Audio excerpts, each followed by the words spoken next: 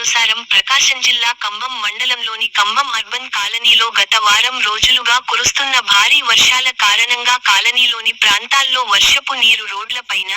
ఇళ్లల్లోకి చేరి తీవ్ర ఇబ్బందులు ఎదుర్కొంటున్న విషయానికి తెలుసుకున్న ఎన్ఆర్ఐ టీడీపీ విభాగం కన్వీనర్ సయ్యద్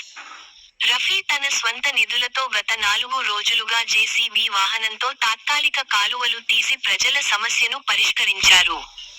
ఈ కార్యక్రమానికి కంభం పంచాయతీ ఎగ్జిక్యూటివ్ ఆఫీసర్ వారు, వారి సిబ్బంది తమ వంతు